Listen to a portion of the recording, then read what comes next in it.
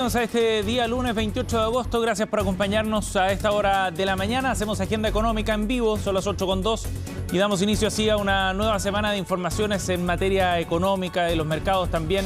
Vamos a revisar algunos temas que estaremos en profundidad viendo durante nuestra edición del día de hoy. Comenzamos con un adelanto con nuestros titulares y vamos a partir con una noticia que llega desde el ámbito político, pero muy relevante por lo que va a ocurrir con la discusión en materia de pensiones. Hoy tiene una nueva reunión el presidente Gabriel Boric con partidos políticos. En esta ocasión serán el Partido Republicano y el Partido de la Gente los que llegarán hasta el Palacio de la Moneda para reunirse con el mandatario y de esa manera entonces tratar de generar acercamientos, delinear algunos puntos de discusión respecto a las grandes reformas. Y la de pensiones es bien relevante, sobre todo porque en las próximas semanas debería haber novedades de parte del gobierno. Harían cambios al proyecto que incluso podrían modificar algunos parámetros bien relevantes de esta propuesta original.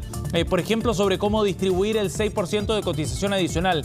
3 puntos para una cuenta individual, otros 3 para solidaridad. Es uno de los temas que podría ir tomando forma de acuerdo a versiones de prensa de este fin de semana. Ya les contamos más en una nota adelantando la conversación que viene el día de hoy en torno a este tema. También vamos a conversar sobre los datos que llegaron hoy en materia de crecimiento económico. Fue más lento el crecimiento para la OCDE, los países que integran esta organización, donde también está Chile, por cierto. En el segundo trimestre el crecimiento total de los países fue de un 0,4%, una décima menos respecto al primer trimestre del año. Y la señal es bien interesante porque estamos en un escenario de cierta incertidumbre. Si es que viene un periodo de recuperación más franco durante la segunda parte del año o si bien vamos a entrar en una etapa de cierto estancamiento, en un momento en que, por ejemplo, los temores sobre lo que ocurre con la economía china aparecen como una de las grandes sombras hacia el futuro. Ya les contamos más también sobre los datos y el desglose de la información publicada hoy por la OCDE. En materia inmobiliaria hay algunas señales algo más favorables en estas últimas jornadas. De acuerdo a datos consolidados al mes de julio, el ingreso de nuevas obras inmobiliarias creció un 72% en comparación al mismo mes del año 2022. Y el dato es relevante, como les decíamos, porque este sector, el inmobiliario, ha vivido momentos bien complejos, con una baja en las ventas, caída de precios también, y cierta lentitud en la recuperación de las actividades económicas. En todo caso, de todas maneras, este dato también tiene algunos matices porque la base de comparación, es decir, las obras que habían comenzado en julio del año pasado habían sido mucho menos. Ya les contamos más detalles también en minutos. Y el 11 de agosto pasado comenzó, o entró en vigencia más bien, la nueva ley de insolvencia en nuestro país, que trae varios cambios. De acuerdo a la superintendencia, el foco está en procedimientos algo más simples, sobre todo pensando en las pequeñas empresas. En la entrevista del día de hoy vamos a conversar con el superintendente de quiebras y insolvencia, Hugo Sánchez, que nos acompaña aquí en el estudio. Y revisamos datos de los mercados también al cierre para ver qué es lo que está ocurriendo en las bolsas a nivel internacional.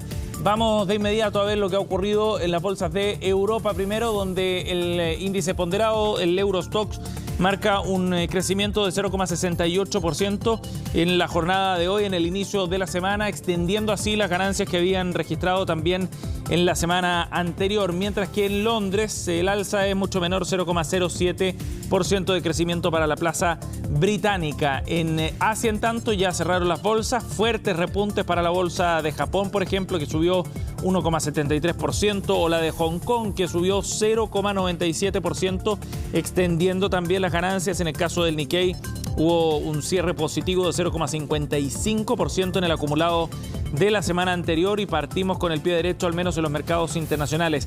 ¿Qué es lo que pasó la semana pasada también con la bolsa a nivel local? Veamos algunos datos. En Chile, el índice bursátil chileno del selectivo, el IPSA, cerró con una caída semanal de 1,39% y cerró, como ustedes ven en pantalla, en 6.046 puntos, acumulando una variación en 30 días también negativa de 5,22%. En tanto, la UF se cotiza en 36.116 pesos el día de hoy. El dólar parte la semana en los 846 pesos.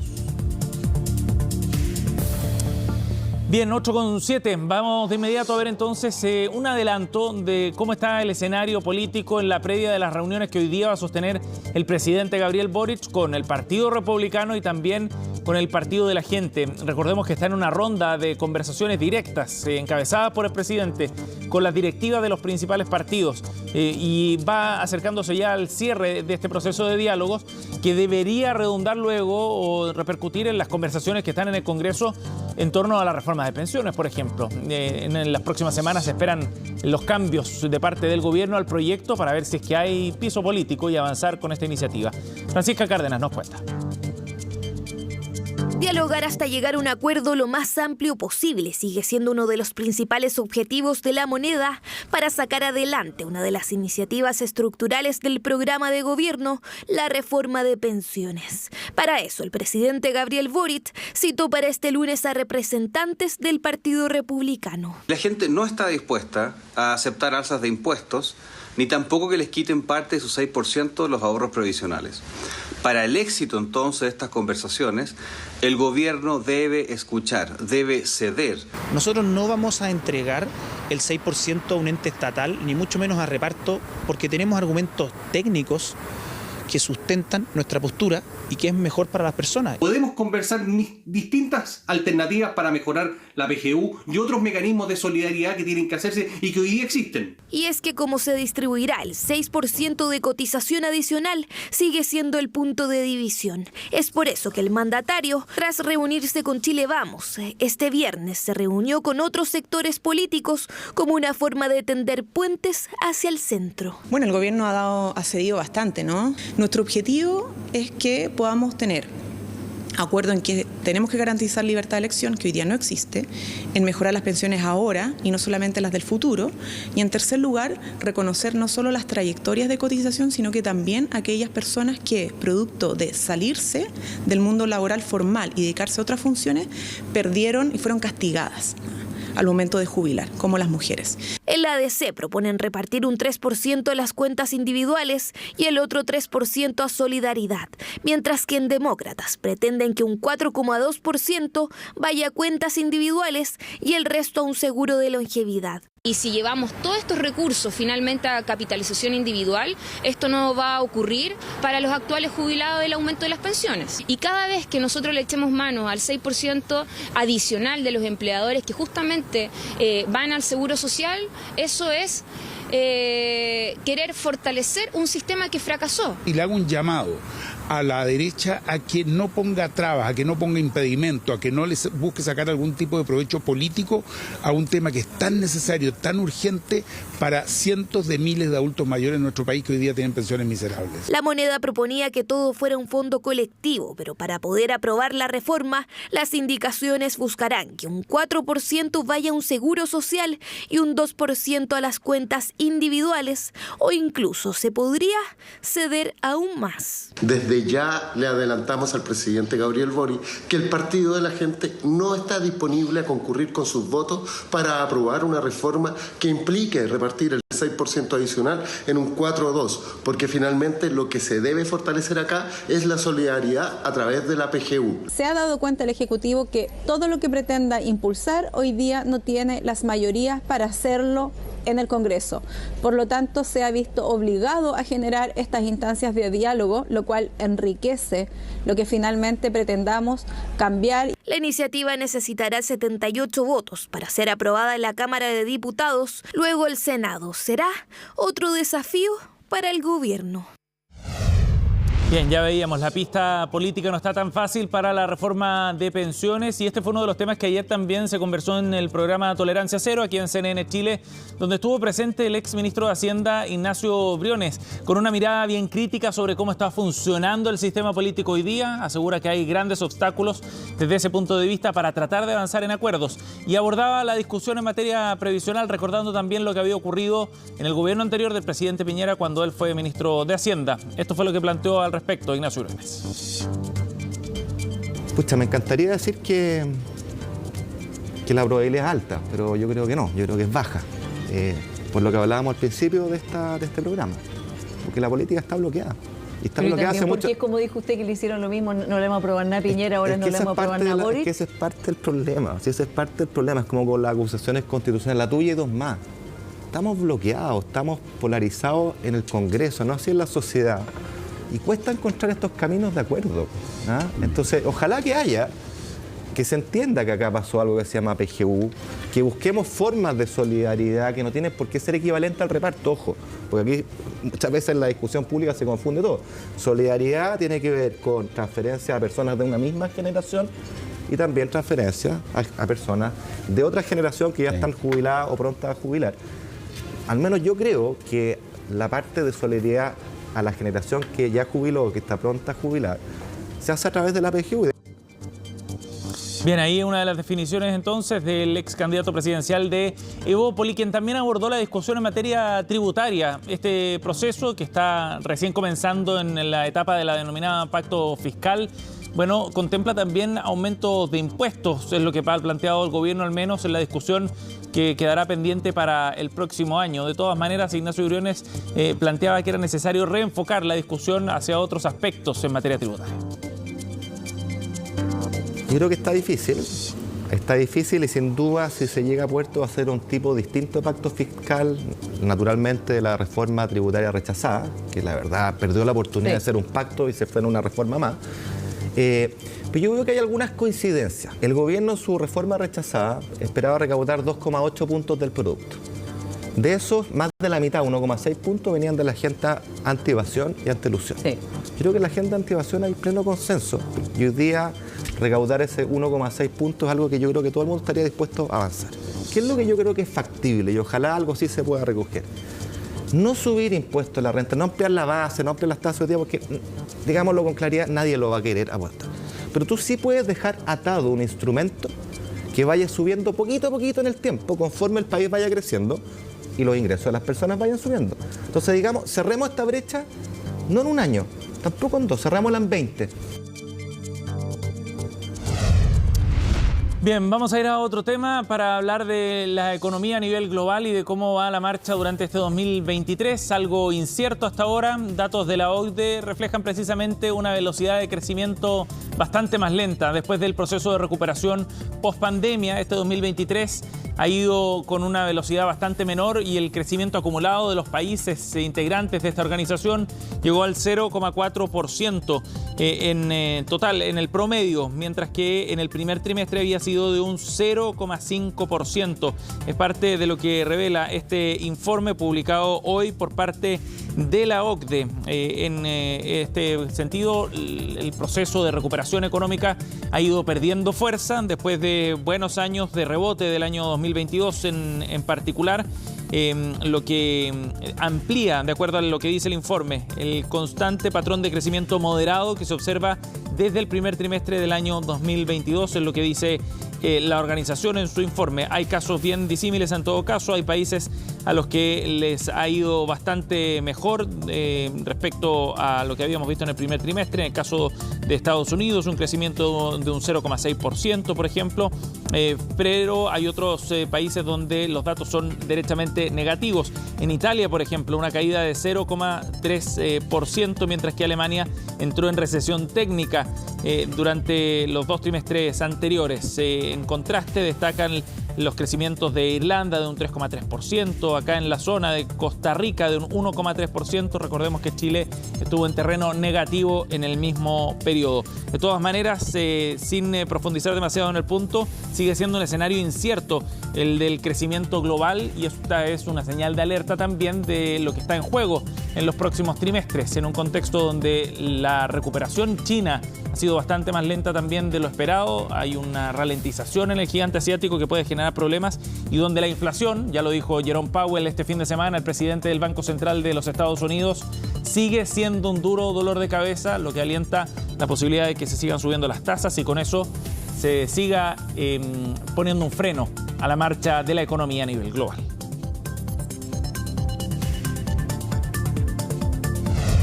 Bien, 8:17, es momento de hacer una pausa. Nos vamos al corte. Al regreso profundizamos en más temas acá en Agenda Económica.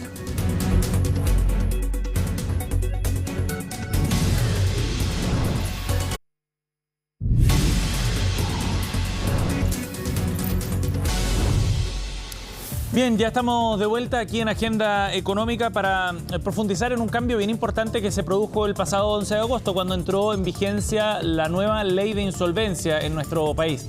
Es un procedimiento importante del que quizás todavía falta profundizar para que esté más al alcance de empresas, de las pequeñas sobre todo, pero también de las personas. Vamos a conversar de este tema y para eso estamos junto al superintendente Hugo Sánchez que nos acompaña aquí en el estudio. Bienvenido, gracias por estar con nosotros. Sebastián, muchas gracias a ti. Superintendente, bueno, vienen cambios importantes en esta ley que entra en vigencia, como decíamos, el 11 de agosto pasado y que buscan sobre todo hacer más accesible este procedimiento. ¿Qué cambios son los que se están implementando en esta ley de reorganización y de quiebra? Sí, lo que hicimos nosotros con esta nueva ley fue crear procedimientos simplificados, justamente como decías tú, mucho más ciudadanos, ya pensando en las empresas de menor tamaño, micro, pequeñas, y también en las personas naturales. Los grandes procedimientos que creamos fue la reorganización simplificada. Con esto, las empresas de menor tamaño lo que logran es entrar más fácilmente porque va a tener mucho menos costo. Ya bajamos los costos mucho y además este proceso va a tener el acompañamiento de la superintendencia, pero también del veedor, quien administra el procedimiento. Y por otro lado, para aquellas empresas que no son viables, ya que finalmente van a tener que liquidarse, que era la antigua quiebra, tenemos una liquidación simplificada, que en vez de durar 2 años, que es lo que está durando hoy día, va a durar 7 u 8 meses. Pero de todas maneras el foco de esta ley está puesto en tratar de generar condiciones para mantener la continuidad, ¿no? Claro, eso es lo que buscamos a diferencia de la ley anterior. Bueno, la ley anterior buscaba lo mismo también, pero la práctica no resultó. Entonces, con lograr esta reorganización simplificada, con mucho menos costo, más rápido, más fácil, lo que pretendemos es que muchas más empresas MIPE logren salvarse, o sea, que sean viables. Sí, que son las que tienen más problemas también, me imagino, para poder acceder a este tipo de procedimientos por los costos que había antes, ¿no? Así es, sí, mayoritariamente las empresas que se reorganizaban en empresas de mayor tamaño, como el 80%. Y estamos hablando de un porcentaje importante del total de empresas, digamos. O sea, cuando hablamos de la micro, pequeña empresa, estamos hablando de un porcentaje dentro del universo de total de empresas en Chile que es muy importante. Claro, efectivamente. Mira, nosotros tenemos hoy día en el registro de deudas morosas más o menos unas 75.000 empresas que tienen algún tipo de deuda. Ya nosotros de esas que habitualmente se liquidan, dentro de las liquidaciones más o menos al revés, digamos, que la reorganización. Un 80% de las empresas que se liquidan son pequeñas empresas. Queremos llevar gran parte de esas empresas, ya yo creo que la mitad más o menos, que habitualmente no tenían los medios para organizarse, ni tampoco las alertas. Muchas veces tienen educación financiera en insolvencia mucho menor porque no tienen una asistencia pagada, ya, externa o interna, como las grandes empresas. Entonces, queremos llevar gran parte de esas empresas que hoy día se liquidan a que se salven.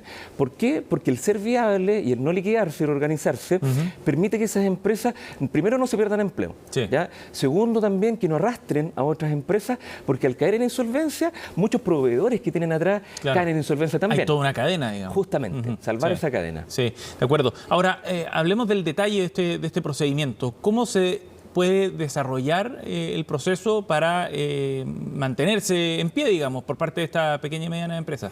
Mira, la reorganización es un procedimiento que ocurre en tribunales, ya es bastante corto, dura 3 meses, hoy día la alargamos un poco más, 10 días, para que las MIPES tuvieran la posibilidad de lograr un acuerdo. De acuerdo. ¿Ya? Entonces, a través de un abogado que nos representa, que hay también una buena noticia porque nosotros tenemos muchas clínicas jurídicas MIPE que pueden representar a este deudor frente a los tribunales. ¿Ya? Entonces empieza el procedimiento y lo que hace un veedor que es designado ya por los 3 principales acreedores es intentar buscar un acuerdo. ¿Ya? Y en ese acuerdo, que hoy día va a ser asistido por este veedor, que esa es la gracia para este procedimiento de MIPE, es que en un periodo de no más allá de 110 días total, ¿ya?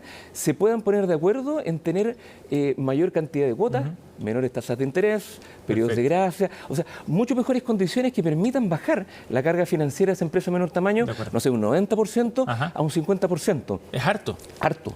Y eso los deja liberados, obviamente, para tener capital de trabajo, flujo de caja, para seguir pagando, ¿no? Justamente. Y en ese sentido, ¿cuáles son los resultados que se esperan a partir de esta ley? Es difícil hacer una proyección, me imagino, pero ¿qué resultados se pueden proyectar a propósito de estos cambios? Sí, mira, nosotros dentro de las empresas que se han liquidado estos pasados 9 años, que estamos hablando de 10.000 empresas, un 80% son MIPE. ¿Ya? Entonces, nosotros más o menos una mitad de esas empresas en el devenir, digamos, del tiempo, en unos 2 años nosotros creemos que vamos a rescatarlas. Entonces estamos hablando de unas 3.500 empresas, unas 5.000, quienes los próximos 2 años podrían reorganizarse en lugar de liquidarse. Ahora, de todas maneras, este es un proceso de negociación con los acreedores, ¿no? O sea, se requiere del visto bueno, digamos, de la contraparte para que estos resultados se concreten. Sí, ¿no? Sí, ese es súper buen punto, Sebastián, porque además nosotros vamos a evitar muchos gastos que ocurrían, gastos administrativos, que hoy día van a permitir pagar a los acreedores con esos gastos que antes se los comía el procedimiento. Perfecto. Van a quedar liberados justamente para poder pagar a los acreedores. Entonces va a haber un win-win, un ganar y ganar, tanto los acreedores, porque además va a ser un procedimiento que vamos a lograr tener un acuerdo, una propuesta más que se sostenga financieramente.